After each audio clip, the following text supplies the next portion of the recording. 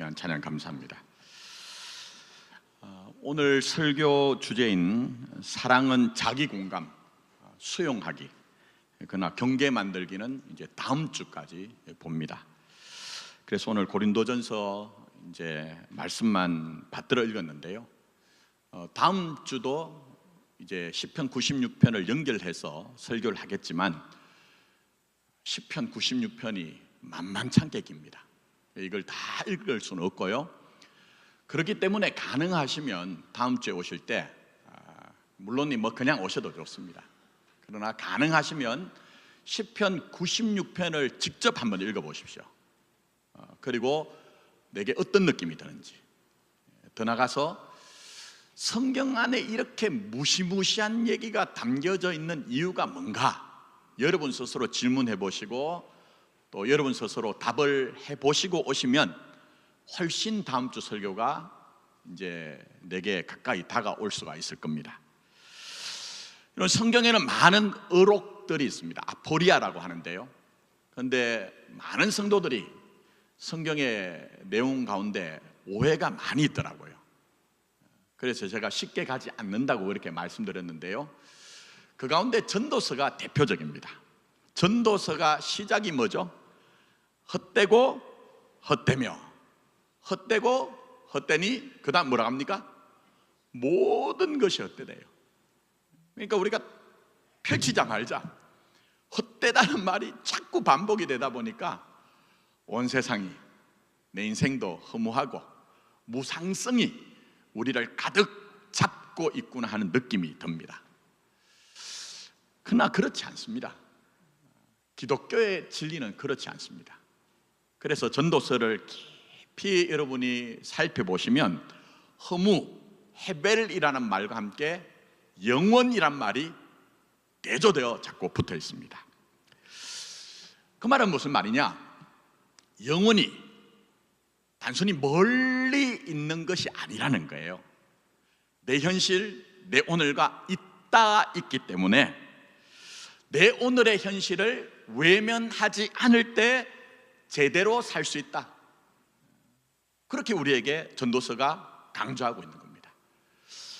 제가 시간 관계상 애석하게도 여러분은 설교가 길다는 느낌이 있고 저는 시간이 부족하다는 느낌이 있지만, 그래서 어쨌든 시간이 좀 부족합니다. 그래서 제가 구절은 읽지 않을게요. 전도서 3장 12절에서 15절, 전도서 3장 22절, 전도서 5장 18절에서 20절, 전도서 8장 15절, 전도서 9장 7절에서 10절에 5번에 걸쳐서 강조하는 것이 하나님께서 네게 현재 주신 기쁨이 있다면, 즐거움이 있다면, 오늘 찬양대가 찬양했죠? 행복이 있다면 마음껏 지금 누려라, 이렇게 강조를 하고 있습니다.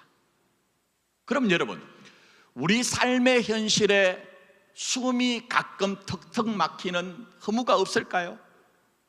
그게 없다는 얘기가 아닙니다. 오히려 그 허무라는 세력은 너무나 강력하여 거기에만 초점을 맞추고 거기에만 매몰되면 구약에서는 소울이라고 얘기하고 있어요. 우리 자신의 삶이 지옥처럼 된다는 거예요. 지옥처럼 된다는 거예요. 그러니 그 허무라는 강력한 세력에 매몰되지 않고 수렁에 빠지지 않고 오히려 복되게 사는 것에 있어서는 이 허무 헤벨이라는 말이 한 37번 나오는데, 거기에 대항하여 어떤 면에서는 그 엘로힘이라고 하는 하나님이란 이름이 40여 회 나오면서 여호와를 뭐라고 하죠? 경외하라, 여호와를 경외하라, 그렇게 강력하게 촉구하는 특수 진술들이 반복하여 나타납니다. 그건 결국 우리의 현실을 외면하는 게 아닙니다. 오히려 우리가 가끔 조우하는 삶의 허무성 속에서도 그것이 우리의 전부가 되지 않기 위해서는 정말 하나님을 바라보고 하나님을 의지할 때에 어떤 면에서는요, 기쁜 것은 기쁜 대로, 슬프고 허무한 것은 허무한 대로 우리가 지나가면서 더 깊어진다는 거예요. 영혼을 잇대어서 더 깊어진다는 겁니다. 자, 그러면 제가 이렇게 전도서 얘기를 하니까 여러분 마음에는 오늘 고린도 후서를 읽어놓고 왜 전도서를 얘기합니까? 왜 이렇게 얘기하느냐? 관계없는 게 아니라는 겁니다. 우리 그런 얘기하죠. 전부를 알면 그 가운데 하나를 알죠. 또 어떤 면에서는 하나를 표본처럼 알면 전부를 아는 경우가 있습니다. 성경이라는 것이 그렇습니다. 각자 고유성과 독특성도 있지만 제가 새벽 기도회 때 말씀드린 게 있습니다. 이 창세기부터 요한계시록까지 맥처럼 강처럼 하수처럼 그렇게 흐르는 것이 있습니다. 그 가운데 하나가 네 현재를 외면하지 말라는 거예요.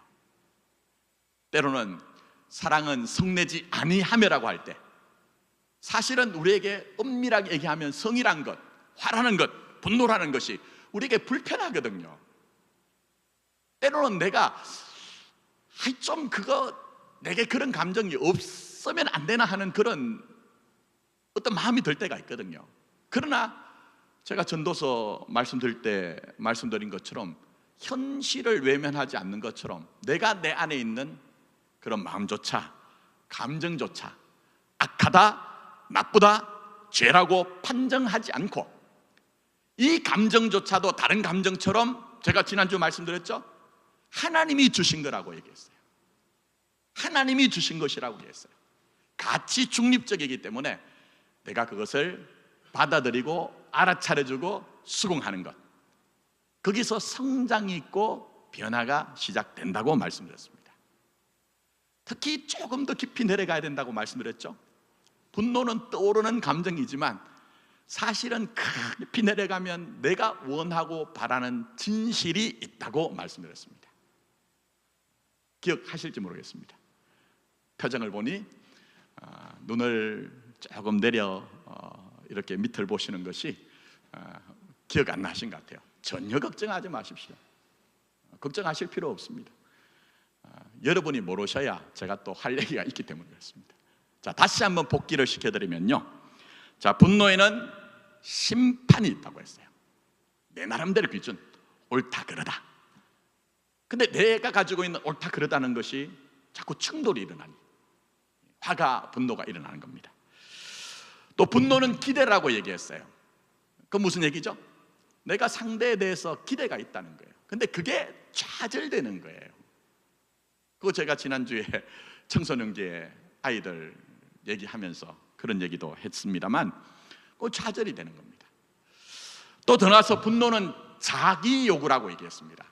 이거 아주 중요한 얘기인데 길게는 설명드리지 못했죠. 내가 누군가에게 무엇을 요구하는 것은 엄밀하게 말하면 내 안에 있는 필요한 거라는 거예요.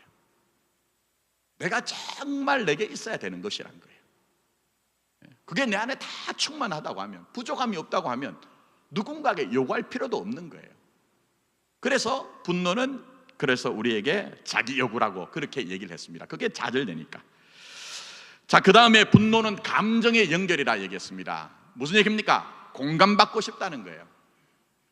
사람 사는 우리가 현실이 늘 벅찬 현실만 있는 것이 아닙니다. 그렇지 않습니까, 여러분? 살다 보면 억울할 때가 있습니다. 답답할 때가 있습니다. 때로는 어른이어도 고독하고 외로울 때가 있습니다.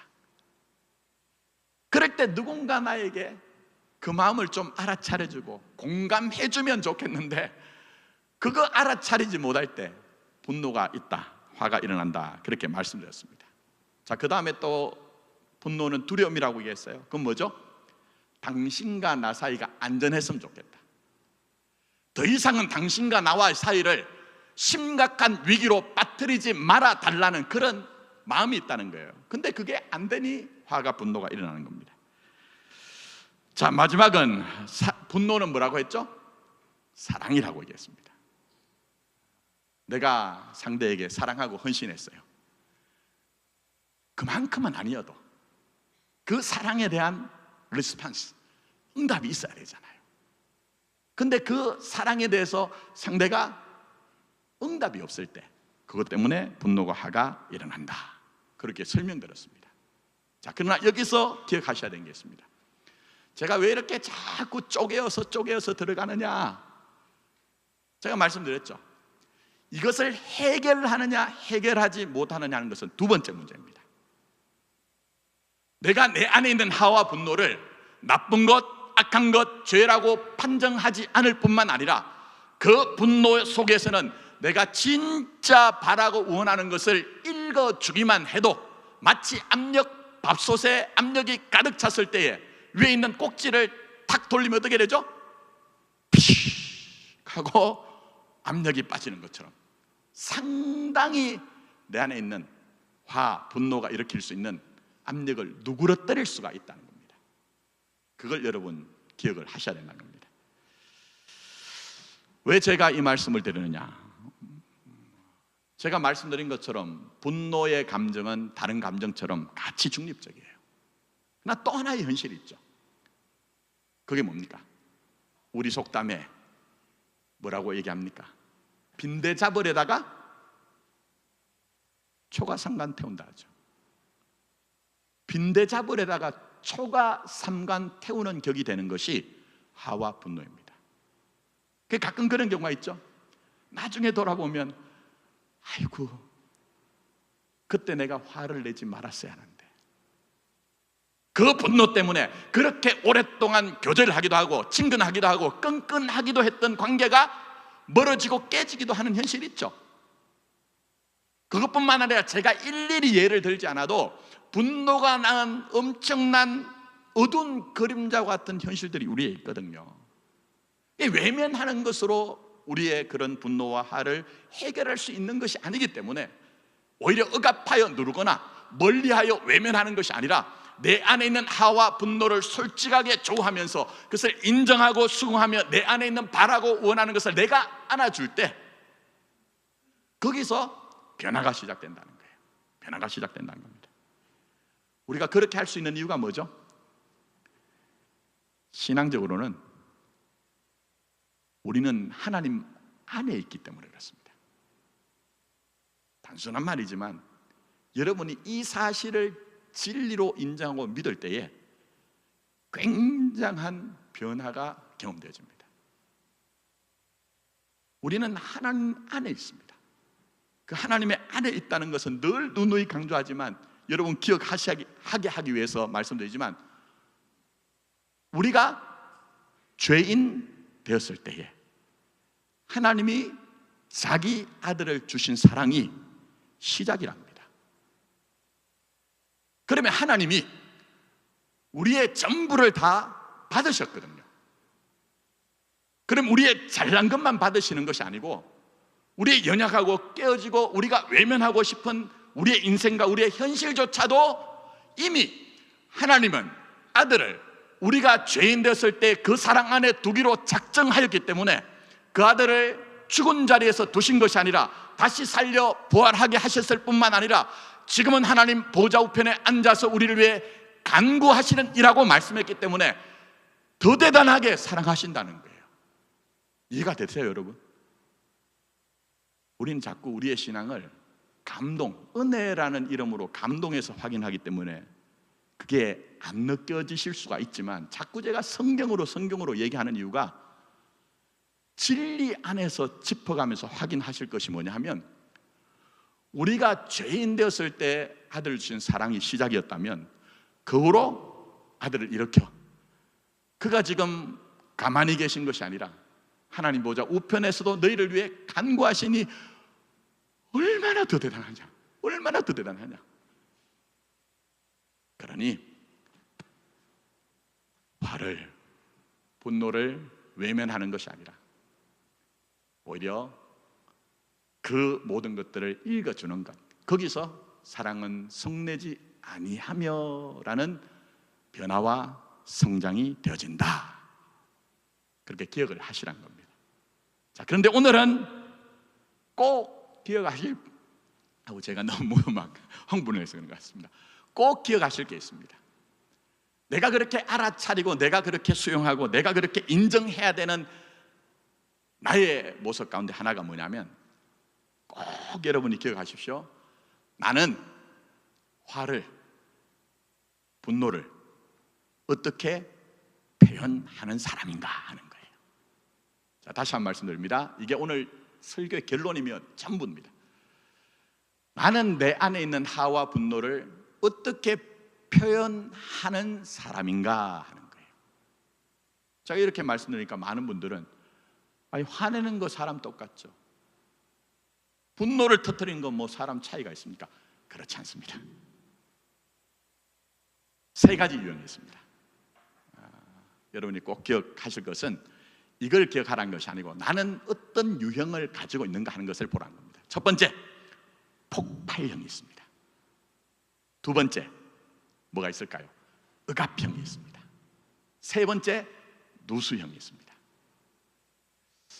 자, 여기에 대해서는 느낌적 느낌으로 폭발형은 뭐죠? 하와 분노를 터뜨린다는 거예요. 터뜨린다는 거예요. 그 다음에 억압형은 뭐죠? 없는 것처럼 눌러놓고 숨긴다는 거예요. 누수형은요, 이곳저곳에 막 흘리고 다는 거예요. 애들이 막 장난감 흘려놓는 것처럼, 과자 흘려놓는 것처럼. 물론 이건 고정된 건 아닙니다. 기계적으로 고정된 건 아니에요. 제가 한 16년, 15년 그 어간에 MBTI 그 당시에 우리나라에 알려지지 않았을 때 심리검사 자격을 땄습니다. 그리고 난 후에 근래 갑자기 MBTI가 막 유행을 했는데 많은 분들이 오해하시는 것 가운데 이 MBTI 유형이 마치 콘크리트 박스처럼 고정되었다고 생각하는데 절대 그렇지 않습니다. 그처럼 제가 말씀드린 이 폭발형이냐 아니면 억압형이냐 아니면 누수형이냐 하는 것은 많은 경우에 달라질 수가 있습니다. 예를 들면 원가족, 어릴 때 부모님의 양육 태도. 우리나라에서 제일 많은 게 뭐죠?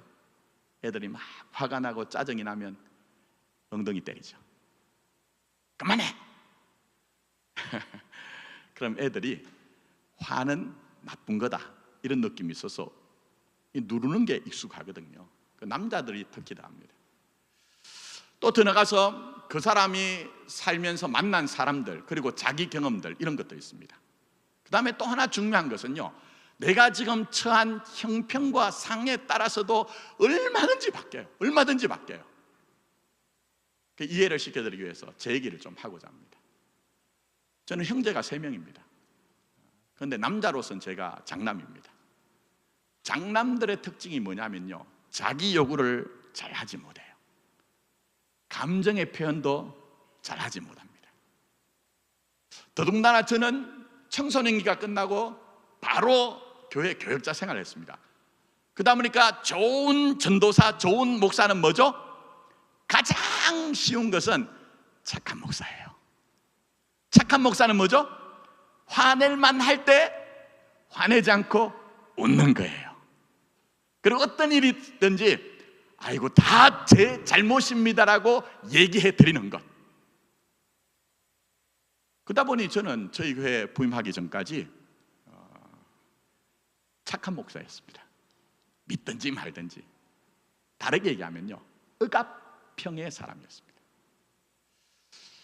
그러나 사람이 상황에 따라 달라진다는 것이 저희 교회에 와서 저는 저의 낯선 모습을, 아주 낯선 모습을 좋아했습니다. 그게 뭘까요? 폭발형입니다. 여기 계신 분들 중에 저의 그런 모습을 보신 분도 계시겠지만 제 생각에, 제 판단에 이건 맞지 않다는 사항들이, 사실은 기준이 높은 사람은 자기 안에 있는 하와 분노가 쉽게 폭발형으로 바뀌거든요.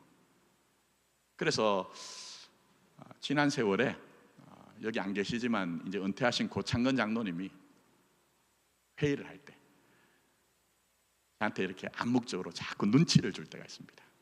그리고 한 번은 제가 어떤 일이 있었는지 말씀 안 드릴게요. 그 당시에 당회석이었기 때문에 제 옆에 자리에 앉아 계셨는데 가만히 손을 내밀어 가지고 제 손을 꽉 지그시 잡으세요. 이제는 은퇴를 하셨잖아요. 제가 이제는 많이 해결됐습니다. 저도 참 하나님의 은혜가, 하나님은 역사 속의, 시간 속에, 상황 속에 역사를 하신다는 것을 저는 경험했거든요. 저 자신의 본 모습을 보게 하고 그걸 통해서 하나님을 의뢰하게 하시는 일이 있어서 많이 해결됐습니다. 근데 지금은 많이 그렇진 않지만 변종남 장로님이나 이재철 장로님이 여전히 아슬아슬하신 모양이에요. 제가 아슬아슬하신 모양이에요. 그래서 가끔은 저한테 가라앉혀달라고 이렇게 눈짓으로 막 그렇게 얘기를 하세요. 예? 저는 그런 분이 좋은 동력자라고 생각합니다. 아니, 목사는 목사지 뭐 지 성질대로 살다가 저렇게 죽는 거지 뭐 이렇게 하면 동력자가 아닙니다. 감당해내는 것, 남들이 얘기하기 힘든 것도 꺼리는 것도 얘기해 줄 수 있는 것. 그래서 어쨌든 이 자리까지 왔거든요. 근데 제가 이 얘기를 하는 것은 제가 말씀드린 폭발형, 억압형, 누수형이 고정된 건 아닙니다. 그러나 또 하나 분명한 사실이 있습니다. 그게 뭔지 아십니까? 근래에 생각해 보십시오.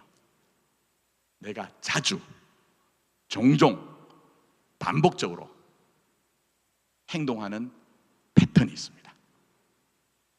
그건 분명히 있습니다.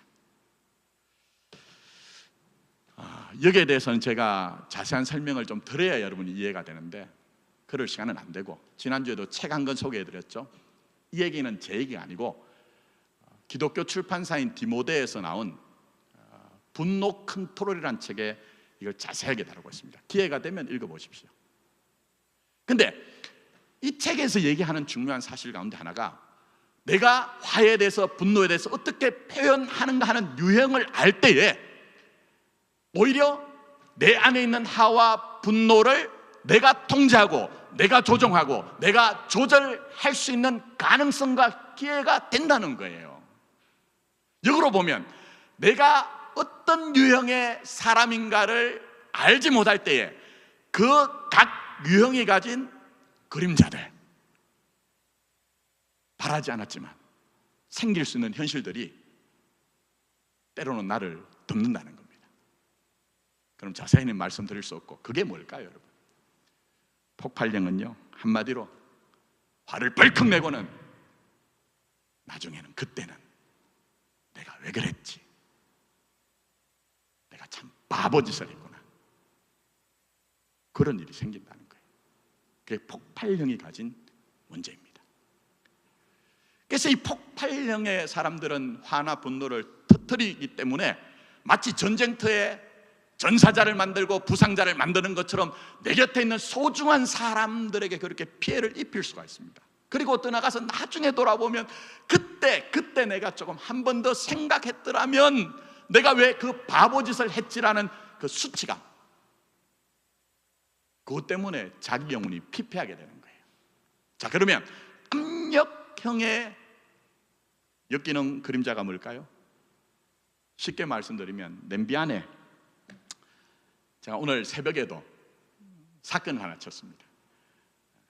새벽에 일찍 나와가지고 제 예전에 어떤 목사님 한 분이, 목사는 강대상에 서기 전에 토요일 날은 힘을 많이 내야 되니까 통닭 한 마리는 먹어야 된다.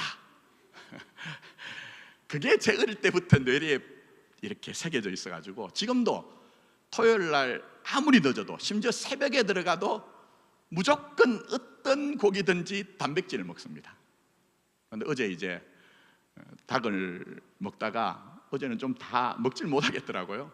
그래가지고 이제 가져왔어요. 새벽에, 꼭두 새벽에. 일부 예배가 8시지만 저는 6시 전에 나옵니다. 그래가지고 그것을 이제 제 방에 있는 전자레인지에 맞춰놓고 잘못 맞춘 것 같아요. 제가 설교에 막 어디 한 군데 막 메모를 하면 다른 건 생각을 못 하거든요. 그 다이얼을 너무 돌렸던 것 같아요. 한참 있다가 냄새가 나는 거예요. 그런데 제 방 안에, 목양실 안에 연기가 가득 차 있고, 전정열 목사님이 제 방에 와가지고 목사님 방이 무슨 일입니까? 이런 거예요. 무슨 얘기입니까, 여러분? 예를 들면 냄비 안에 음식물을 넣어놓고 저처럼 인지를 하지 못하고 그냥 불을 계속 올려놓으면 나중에 어떻게 돼요?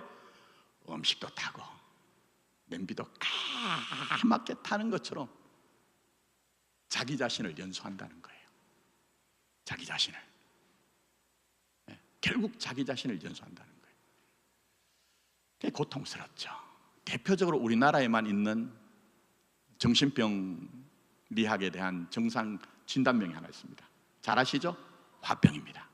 화병이 뭐죠? 자기에게로 화가 향했다는 거예요. 말하지 못해서. 전 상담 현장에서 그런 분들 많이 봤습니다. 참 안타깝더라고요. 그 다음에 마지막 누수형은 말씀드렸죠. 흘리는 거예요. 폭발은 하지 않는데 온갖 군데 다니면서 자기의 화와 분노를 이렇게 저렇게 흘리는 거예요. 특히 마치 건설적인 비판을 하는 것처럼 얘기를 하면서 늘 불평, 불만을 얘기하는데, 그러나 그건 자신을 의롭게, 자신을 바르게, 자신이 늘 정의롭다는 것을 보이기 위해서 변장을 할 뿐이지 분노는 분노라는 거예요. 심지어 이 누수형은 말과 행동이 다른 경우가 많습니다. 자세하게 말씀드리긴 그렇고, 그러다 보니 다른 사람들 속을 끌고 놀 때가 많습니다. 근데 제가 말씀드리는 것은 이 유형 누가 없는 사람이 누가 있겠습니까? 근데 이걸 극복하는 중요한 것 중에 하나가, 나는 화를, 분노를 어떻게 표현하는가 하는 것들을 알아차릴 때에 말씀드린 것처럼 사랑은 성내지 아니하며 시작할 수 있다는 겁니다. 자, 그런 점에서 사랑은 성내지 아니하며라고 하는 사도 바울은 어떤 유형 사람일까요? 어떤 유형일까요? 제가 볼 땐 폭발형입니다. 성경에는 사도 바울이 폭발형이란 얘기도 안 나오고요, 제가 소개한 책에도 안 나와요. 그러나 성경을 제가 분석하면서 생각을 해보니까 이 사도 바울은 폭발형의 사람이에요. 자, 제가 한번 얘기를 들어볼까요? 책에서 얘기하는 체크리스트가 있습니다. 다른 유형은 말씀 못 드리고 사도 바울 얘기를 하니까 연관이 있기 때문에 자, 말씀드릴게요. 한번 들어보십시오. 화가 나면 쏟아내는 경향이 있다. 화가 나면 감정을 숨기지 않고 빙빙 돌려서 말하지 않고 남들에게 똑똑히 보여준다. 홧김에 한 행동이나 말 때문에 후회할 때가 있다. 나를 잘 아는 사람들은 내 성미가 급하다고 한다. 저도 그런 얘기 많이 듣습니다.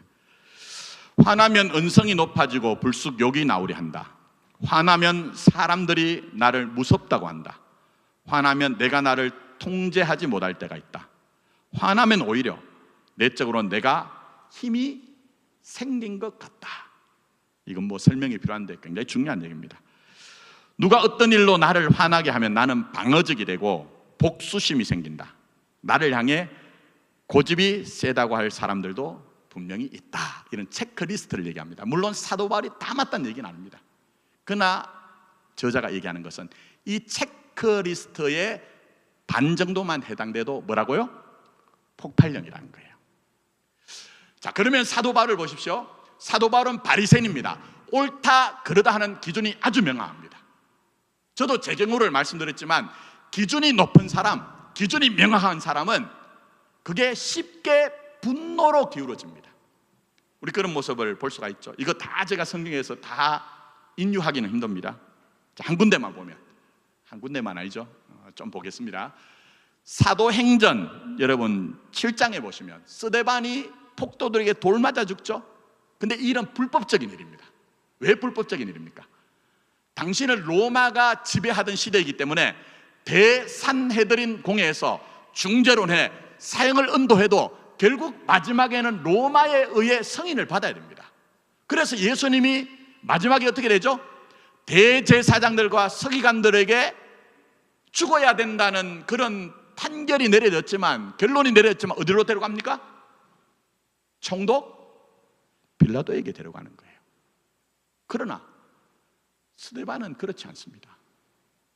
불법적인 일입니다. 자, 그런데 이 사건에 대해 사도행전 7장 58절에 묘한 얘기가 나옵니다. 자, 이런 얘기입니다. 성 밖으로 내치고 돌을 칠새 정인들이 옷을 벗어 사울이라는 청년의 어디에 두었다고 얘기하죠? 발 앞에 두니라 얘기합니다. 이게 무슨 얘기냐 하면요, 사도행전에 보면 은혜 받은 성도들이 자신의 재산을 팔아서 누구 앞에 두죠? 사도의? 그게 성경에 있습니까? 이런 표정으로 오신데 발 앞에 뒀다고 얘기합니다. 이 말은 무슨 얘기냐 하면 지금까지는 내 소유가 내 것이었지만 이게 하나님의 것이기 때문에 사도에게 맡깁니다 하는 표현입니다. 그러면 스데반을 죽이던 폭도들이, 그 정인들이 자기의 옷을 벗어서 청년인 사울의 발 앞에 뒀다는 것은 이 사태에 대한 많은 역할과 권한이 누구에게 있다고요? 스데반에 있다는 얘기예요. 결정적으로는 사도행전 9장에 가면 무슨 사건이 있습니까? 1절에 시작하자마자 사울에 대해서 얘기하는 것이, 사울이 주의 제자들에 대하여 여전히 위협과 살기가 등등하였더라고 얘기합니다. 그래 뭘 합니까? 예수를 그리스도라고 그렇게 인정하는 그리스도인들을 잡기 위해서 다메섹까지 가서 그들을 끌고 와서 예루살렘으로 데려오려고 했잖아요. 그래서 원래 사도 바울은 폭발형의 사람입니다. 자, 그러면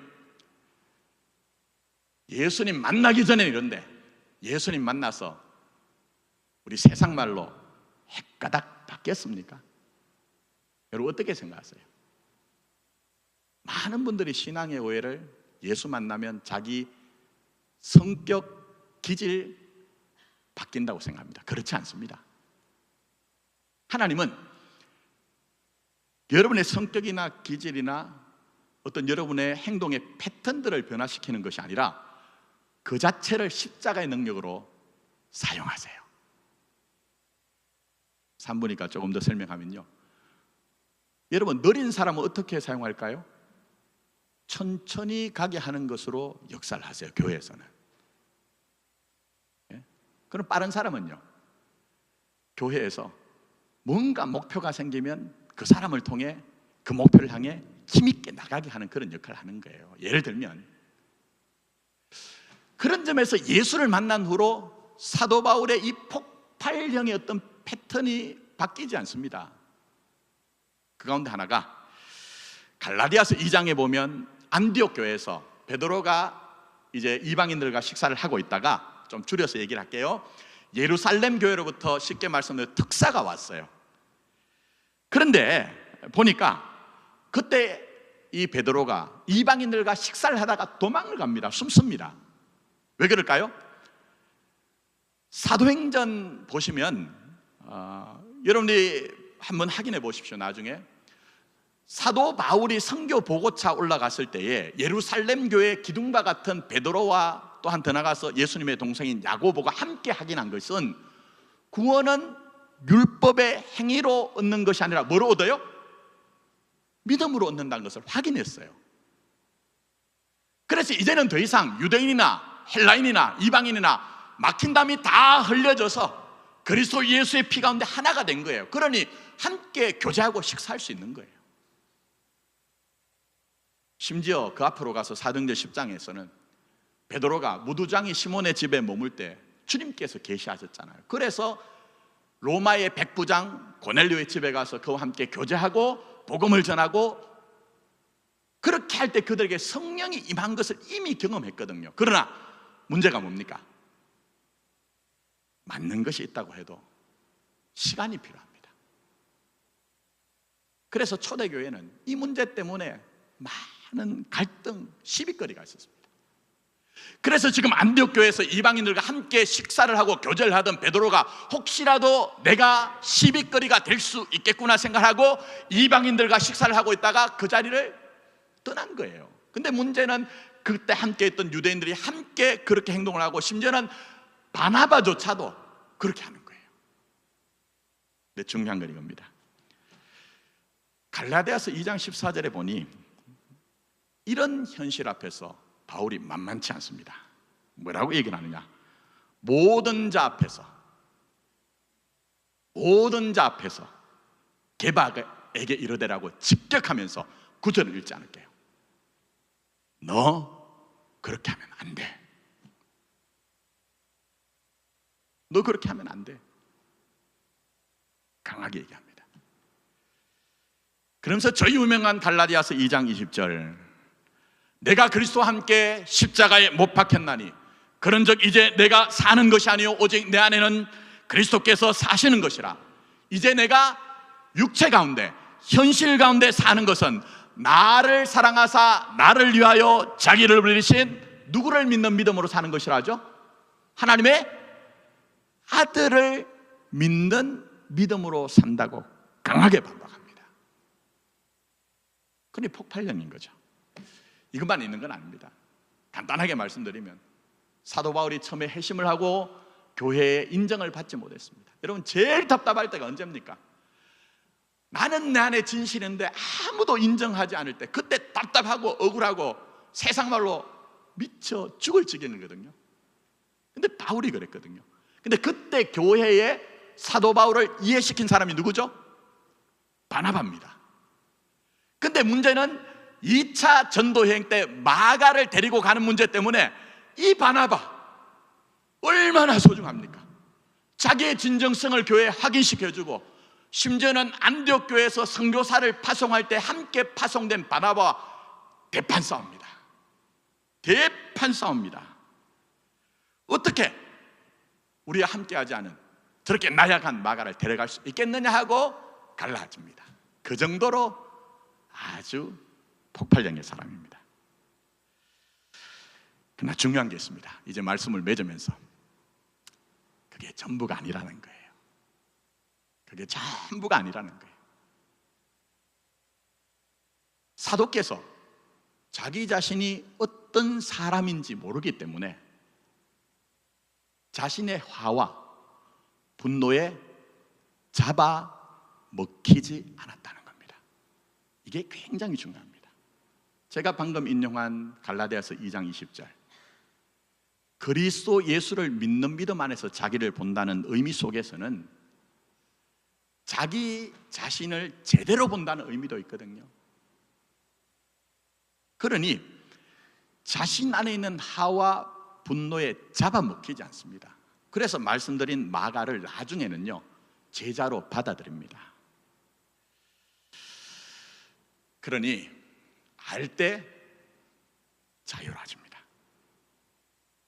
알 때 내가 나 자신을 제대로 사랑은 성내지 아니하며라는 온전함으로 가게 할 수가 있는 것입니다. 그래서 지난주에 제가 고린도후서 13장 읽었죠? 근데 오늘 읽지 않았습니다. 1절 2절에 뭐라고 합니까? 내가 다시 가면 너희들 가만두지 않겠다, 끝장내겠다, 이런 식의 모습이잖아요. 근데 그렇게 하면서 6절부터 10절 중반절까지 가면 내가 이렇게 하는 진심은 사실은 너희를 온전하게 하고 세우기 위한 내 진심이 있다, 자기 속내를 표현했다고 얘기했죠. 근데 이제 마무리하면서 마지막에 제가 읽지 않은 10절 하반절, 고린도후서 13장 10절 하반절 읽어드립니다. 한번 잘 들어보십시오. 내게 주신 그 권한을 따라 음하지 않게 하려 합니다. 맥락이 보이십니까? 사도께서는 자신이 사도로 고린도 교회를 세운 개척 목사로서 얼마든지 할 수 있는 권한이 있고 그들에게 그럴 만한 이유가 있었지만, 그러나 당장 가서 내가 화를 내는 것으로, 분노하는 것으로 문제를 끝내지 않겠다는 거예요. 그게 아주 중요한 거예요. 저도 그렇게 하지 못했습니다, 솔직하게. 그러나 제가 말씀드리고 싶은 것은, 사도께서 이렇게 할 수 있었던 것은 자기 자신이 죄인의 괴수라는 그 자리에서 받을 수 없는 구원, 받을 수 없는 은혜를 받은 자라는 의식이 있었기 때문에 믿음으로, 그리스도 예수를 믿는 믿음으로 내가 산다고 얘기한 것처럼 나 자신의 현실을 알기 때문에 오히려 믿음 안에서 자기를 통제하고 조절할 수 있었던 것처럼 우리도 얼마든지 그럴 수 있다는 겁니다. 왜 그럴까요, 여러분? 왜 그럴까요? 말씀드렸죠. 아들을 주신 하나님의 사랑이 우리가 죄인이었을 때 주셨다고 하면, 지금 여러분들은 주님에 대해서 더 진심이잖아요. 그렇지 않습니까? 제가 만나본 그리스도인들 중에 형편이 안 돼서 그렇지, 내 마음이 따라줘서 주지 않아서 그렇지, 목사님, 저는 정말 주님 위해서, 영광 위해서, 나라 위해서 한번 살겠습니다는 진심이 있잖아요. 그렇다면 우리가 죄인 되었을 때 아들 주신 사랑이 우리에게 부어진 자라고 하면, 그런 주님을 향한 진심을 가지고 있다 하면 주님께서 우리를 어떻게 할까요? 너 꼴대로 살다가 그냥 세상 가는 거야, 이렇게 우리를 처분하거나 대우하지 않는다는 거예요. 있는 모습 그대로 내가 주님 앞에 나갈 때, 하나님, 나 이런 유형의 사람입니다. 나 화를 낼 때 폭발하는 사람입니다. 나 분노를 낼 때에 말하지 못하고 표현하지 못해 억압하는 사람입니다.